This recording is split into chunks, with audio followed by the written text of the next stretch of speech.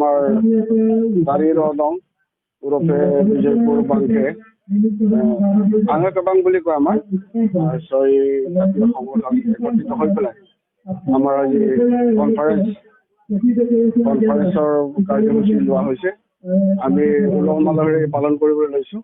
ইয়াত আমাৰ কাৰ্যসূচীৰ ভিতৰত আছে মিচিং জাতিক স্বাৱলম্বীকৰণৰ কাৰণে আমাৰ ছয় জাতীয় সংগঠনৰ দায়িত্ব কি কি আমি এইবিলাক আলোচনা কৰিম। আৰু আমাৰ অন্যান্য জাতি গোষ্ঠীৰ লগতে আমিও ফেৰ মাৰিব পৰা আমাৰ কি ৰণ কৌশল আছে সেই সকলোবিলাক আমাৰ আলোচনা হ'ব।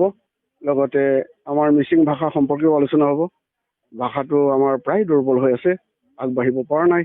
চৰকাৰে দিওঁ বুলি কয়, মুখেৰে কয়, কাৰ্যকৰী বৰ বেছি চকুৰ আগত পৰাকৈ দেখুওৱা নাই। গতিকে সেই সম্পৰ্কেও আমি বিশদভাৱে আলোচনা কৰিম। লগতে আমাৰ মিচিং সমাজৰ চুকে কোণে লুকাই থকা সুপ্ত প্ৰতিভাবিলাক উলিয়াই আনিবৰ কাৰণে আজি আমি বিশদভাৱে আলোচনা কৰি যিমান পাৰে আমি জাতিটোক আগুৱাই নিবৰ কাৰণে চেষ্টা কৰিম।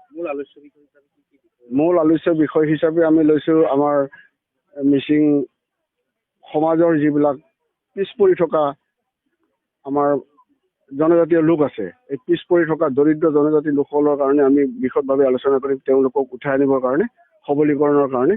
তাৰপিছতে আমাৰ জাতিৰ যিবিলাক দিশ শাৰীৰিক, মানসিক, আধ্যাত্মিক, শৈক্ষিক এই সৰ্বতো প্ৰকাৰ বিকাশৰ কাৰণে আমাৰ ছয় জাতীয় সংগঠনৰ দায়িত্ব আৰু কৰ্তব্য কি কি হ'ব এই সম্পৰ্কে আমি আলোচনা কৰিম।